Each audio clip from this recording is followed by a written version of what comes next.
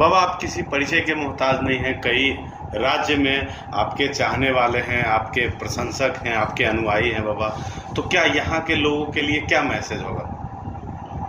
यहाँ के लोगों के लिए मैं हमेशा एक ही मैसेज करता हूँ कि मेरी आस्था कृष्ण पे है और आपकी जो भी देवी देवताओं पे है वो आस्थाओं पे रह के आप कहीं विचलित न होते हुए या कोई भी मुसीबत आए तो यहाँ वहां भागते न हुए अपने इष्ट देवता पे अगर आप ध्यान रखेंगे तो वही मेरी भागवत की दक्षिणा है और वही मेरा वो है। परमात्मा से प्रेम कीजिए, बस मेरा यही संदेश है। बाबा कोई श्रद्धालु आपसे मिलना चाहे तो कैसे मिल सकता है? जैसे मैं सामान्य जीवन जीता हूँ, एक सामान्य इंसान से मिले। मैं भी इंसान हूँ, वो भी इंसान है, मेरे में भी राम है, उसमें भी राम है।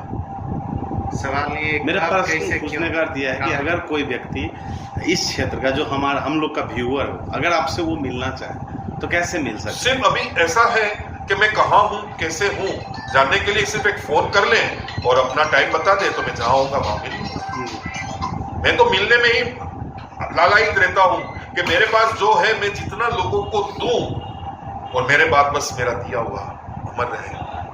और देने की बात तो सिर्फ मेरी एक ही है कि दुनिया में ईश्वर है, थे और रहेंगे। हम आज हैं, कल थे, कल नहीं रहेंगे। बाबा एक आपका कथा प्रसंग में गुरु के संदर्भ में जो आपका कथन आता है बहुत अच्छा लगता है। मैं चाहूंगा एक बार गुरु के संदर्भ में आपका क्या विचार है बाबा?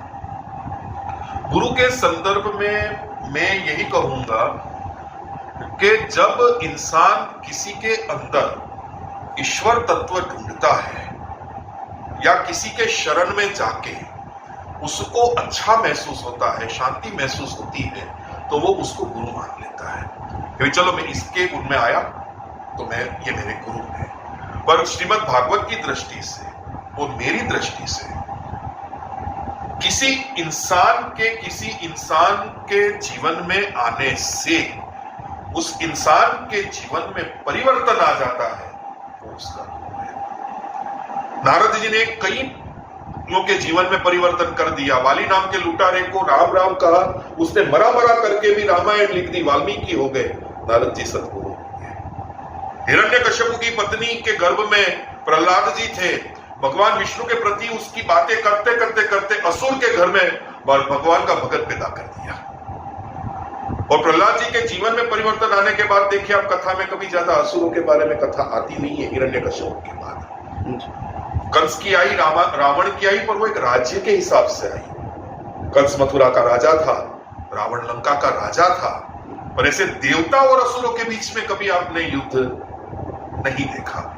तो नारद जी के समागम में आने से जैसे जीवन में परिवर्तन आया, वैसे वो कोई भी हो, वो झाड़ू वाला हो, वो सब्जी वाला हो, वो दूध वाला हो या घर में काम करने वाला हो या कोई भी हो, पर अगर उसके रहने से हम में परिवर्तन आता है तो उसमें गुरु तत्व है। क्योंकि गुरु का मतलब होता है कि गुरु अपने शरण में आए हुए का जीवन परिवर्तन कर देते हैं, बदल देते हैं और जीवन की दिशा देते हैं। और सबसे बड़ी बात जो भागवत के प्रथम महात्म्य में ही बताई है, मेरी नजर में वही है, सही है कि गुरु को कोई व्याख्या की जरूरत नहीं होती, गुरु दर्शन मात्र से ही समझ में आ जाता है। जैसे भक्ति रानी ने नारद जी को देखा तो उन्होंने सीधा कहा, हो साधु क्षणम तिष्ठम मत चिंता मत बारी। तुम्हारे दर्शन से ही मुझे लगता है, दर्शनम तव योगस्य, तुम्हारे दर्शन से ही मुझे लग रहा है कि मेरे प्रश्न का उत्तर तुम्हारे पास है। तो ऐसे हसमुख और दूसरों के जीवन में परिवर्तन जिस भी से आए वो मेरी दृष्टि से गुरु है। गुरु के लिए कोई वैरागी, साधु, सन्यासी, मालाधारी, त्रिपुंडधारी, न भस्मधारी वो नहीं है। वो जात जात के लोगों की अपनी अपनी मान्यता है, पर एक सामान्य आदमी भी कईयों के जीवन बदल सकता है अगर वो चाहे तो। और उसके लिए सिर्फ एक ही है, धर्मनिष्ठा, कृष्ण प्रेम।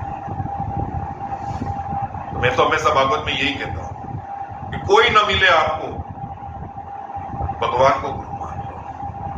कृष्णम वंदे जगत।